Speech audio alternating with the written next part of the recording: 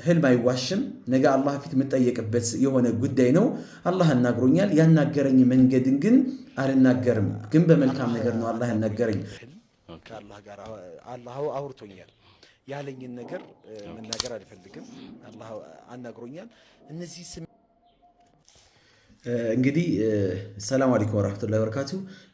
ይህንን ቪዲዮ ከሙባረክ ፖድካስት ጋር ባደረግኩት ቆይታ ላይ ይህንን ቪዲዮ አውጥተውት በዚህ ጉዳይ ላይ ወገናችን ምላሽ ፈልጓል። ነገር ግን ምላሹን ከመስጠት በፊት ግን አንድ ጉዳይ አንስቷል። ሁሱና እፎይ ባደረጉት ውይይት ላይ ያነሳው ጉዳይ ነበርና እሱን ጉዳይ ላንሳላችሁ ከዚህ ጋር ስለሚያያዝ ማለት ነው። የሱን የወገናችንን ሐሳብ ሰምተን እንመለስ። አላህ ፊት እንዳለው፣ አይን እንዳለው፣ ጭንቅላት እንደሌለው፣ እጅ እንዳለው፣ ባት እንዳለው፣ እግር እንዳለው ሁሱ ሲወያይ ሰምቻለሁ። እስልምና ላይ አላህ እንደዛ እንዳለው አይቻል። ሁሱ 100% ትክክለኛና ሸሪዓዊ የሆነ ነገርን ነው ያነሳው። አካል አላህ አለኝ ያለውን አጽድቋል፣ እኛም እናጸድቃለን። ይሄ የትክክለኛ የሙስሊም እምነት ነው። አላህ እኔ አለኝ ያለውን እናጸድቃለን፣ የለኝም ያለውን ደግሞ አለህ ብለን አንልም፣ ያልተገለጸውን አልተገለጸም ብለን እናልፋለን። አምላካችን አላህ ስለ ራሱ የነገረንን በራሱ ላይ እናጸድቃለን። አዎ እኔ አለኝ ያለውን አዎ አለህ ብለን እናረጋግጣለን። ይሄ በቁርአን እና በነቢዩ ዓለይሂ ሰላም የተረጋገጠ ነቢዩ ስለ አላህ የነገሩን ነገር እኛም እናጸድቃለን። ከዛ ውጪ ፍልስፍና ውስጥ ሌላ አይነት ተአምር ውስጥ አንገባም ማለት ነው። እስቲ ቀጣይ ደግሞ የሚለውን ደግሞ እንስማው። እስቲ እዚህ ወንድማችን ላይ ምን ይላል? አላህን በህልሜ አይቼዋለሁ፣ አናግሬዋለሁ፣ ያናገርኩት ነገር አለ፣ የሰጠኝም ትእዛዝ አለ ይላል።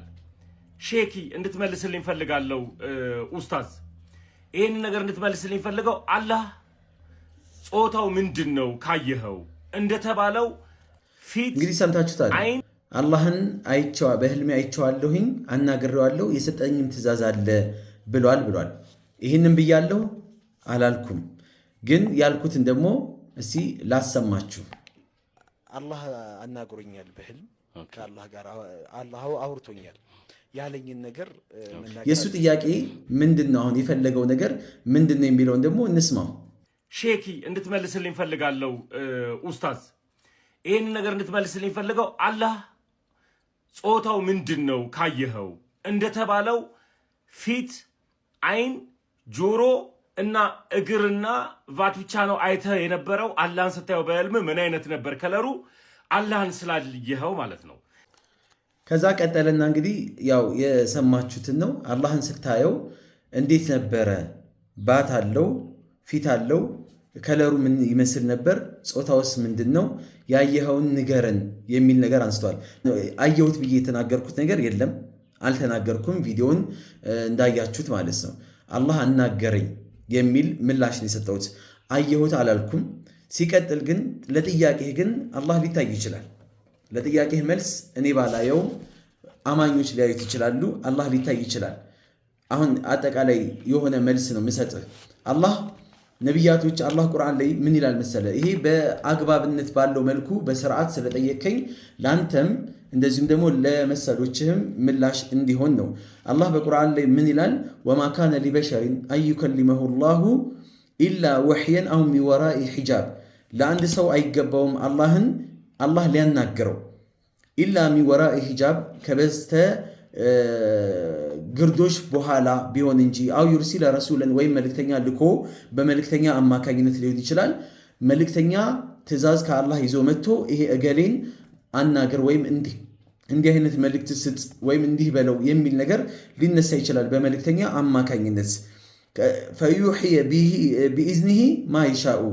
ከዛ በኋላ በፈለገው ወሕይ ደግሞ መለኮታዊ ራእይ ወይም ኢልሃም ይባላል። ይህንን ሰው ደግሞ አላህ ሊያናገረው ይችላል። ነቢይ ሳይሆን ምንም አይነት ነገር ሳይኖረው መልካም ሰው ሆኖ አላህ በቀጥታ ያን ሰው ሊያናገረው ይችላል። በዱንያ ላይ ወይም ደግሞ ባኖ ሳይሆን በመናም ወይም በእንቅልፍ ልቡ አላህ አንድን ባሪያ ሊያናገረው ይችላል። ስለዚህ ይሄኛው ነቢዩ ዓለይሂ ሰላቱ ሰላም አላህ አናግሯቸዋል። ነቢያቶችን አላህ አናግሯል። ይሄ የነቢያቶች ወህይ ይባላል። ነቢዩላህ ኢብራሂም ልጃቸውን እስማኤልን እንዲያርዱ አላህ ነው ያናገራቸው። ይሄ መለኮታዊ ራእይ ተብሎ ይጠራል። ሷሊሆችን አላህ ሊያናግር ይችላል። ኢልሃም መርየምን፣ ኢምራንን አላህ በእንደዚህ አይነት መልኩ የሙሳን እናት በእንደዚህ አይነት መልኩ ኢልሃም ይባላል። የሙሳ እናትን ባህር ላይ ወይም ደግሞ ወንዙ ላይ የአባይ ወንዝ ላይ ነቢዩላህ ሙሳን እንድትወረውረው አላህ በኢልሃም ነው ወይም ደግሞ በውስጥ ላይ ባለ ገለጻ ወይም ደግሞ ኢልሃም ይባላል። በዛ መልኩ ነው አላህ የገለጸላት። ስለዚህ ምንድነው እንደ አጠቃላይ መልእክቱ አላህ ባሮችን ሊያናገር ይችላል። በዚህ ጉዳይ ላይ ደግሞ በርካታ ዑለሞች ሸይኽ ልእስላም ኢብኑ ተይሚያ ዓለይሂ ረሕመቱላህ፣ እነ ሸይኽ ዑሰይሚን፣ እነ ኢማም አሕመድ እና ሌሎችም በርካታ ዑለሞች አላህ በህልም ሰዎችን ሊያናግር እንደሚችል አላህ የሚያናግራቸው በርካታ ባሮች ሊኖሩት እንደሚችሉ እንደዚሁም ሊያዩትም እንደሚችሉ አማኞች አላህን በህልማቸው ሊያዩት እንደሚችሉ ይገልጻሉ። በተለያየ መንገድ ማለት ነው። ማስረጃ በዚህ ጉዳይ ላይ ዑለሞች ኢትፋቅ አድርገውበታል ብለውም ይናገራሉ። ተስማምተውበታል። ዑለሞች አላህን ሊያይም ይችላል አንድ ባሪያ፣ አላህን ደግሞ ሊሰማም ይችላል። ነገር ግን ይላሉ ዑለሞች፣ ነገር ግን አላህን አየው ብሎ የገለጸበት መንገድ ይሄ ሰው የሚገለጽበት ለአላህ የማይገባ የሆነ ባህሪ የሚገለጽበት ባህሪ ከሆነ የሸይጣን ጉድኮታ እንጂ ሌላ አይደለም፣ ውሸት ነው ይላሉ። ማየትን መናገርን በተመለከተ ይሄ ባሪያ አላህን ሲያናግር አላህ ባሪያውን ሲያናግረው ሰላት አትስገድ፣ ቁማር ቆምር፣ ዝሙት ስራ ወይም ሌላ ነገሮች ነው ብሎኛል ብሎ ካለ ይሄ የሸይጣን ጉስወሳ ነው፣ ሌላ ነገር አይደለም ይላሉ።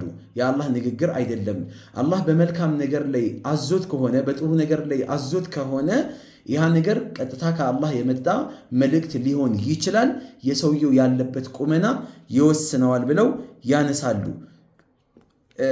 ነቢያችን ዓለይሂ ሰላቱ ሰላም አላህ ይታያል ወይ በምድር ብለው ሲጠይቋቸው፣ አይተኸዋል ወይ ብለው ሲጠይቋቸው አላህ አይታይም፣ ስለዚህ አና አራሁ እንዴት አየዋለሁኝ አሉ። ነቢዩ አላዩትም አላህን በዱንያ ላይ። ነቢዩላህ ሙሳም ደግሞ አላህን ጠይቀውታል። ቃለ ረቢ አሪኒ አንዙር ኢለይከ ቃለ ለን ተራኒ። ለን የምትለዋ ቃል እስከ መጨረሻው እስከ ወዲያኛው ድረስ በዚህ ምድር ላይ ማንም አያየኝም፣ መቼም ልታየኝ አትችልም የሚለውን ቃል ነው የሚያስይዘው። ስለዚህ አላህ አይታይም በዱንያ ላይ በምድር ላይ አላህ አይታይም። ነገ የትንሣኤ ቀን የቂያማ ቀን ውጁሁ የውመይዚን ናዲራ ኢላ ረቢሃ ናዚራ፣ ፊቶች ነገ ብርሃን ይለብሳሉ፣ ወደ ጌታቸውም ደግሞ ይመለከታሉ። ጀነት ውስጥም አላህን በአላህ ፍቃድ የጀነት አላህ ካደረገን ኢንሻአላህ እንሆናለን፣ አላህን እናያለን። ስለዚህ አላህ ይታያል። ሲታይ በምን መልኩ ነው የሚታየው? ነገ የቂያማ ቀን እና እንደዚህ ጀነቱ ስናየው የዛኔ መግለጽ በምንችልበት መልኩ ልንገልጸው እንችላለን። አሁን ላይ በህልሙ ያየው አካልና በህልሙ ያናገረው አካል ግን አላህን እንዲህ ነው ብሎ ሊወስፈው ሊገልጸው አይችልም። እኔ አናግሬዋለሁኝ፣ ማነው አናግሮኛል አላህ። ሲያናግረኝ ግን እንዲህ ነው በዚህ ነው ምናምን ብዬ ልገልጸው ወስፍ ላደርገው በምችለው መልኩ አይደለም። ስለዚህ እንዳጠቃላይ ማጠቃለያ ሳደርገው በዚህ ጉዳይ ላይ ብዙዎቻችሁ ቪዲዮ ሰርታችኋል። በስልክም በአካልም እየጠየቃችሁ ያላችሁ አካሎችም አላችሁ።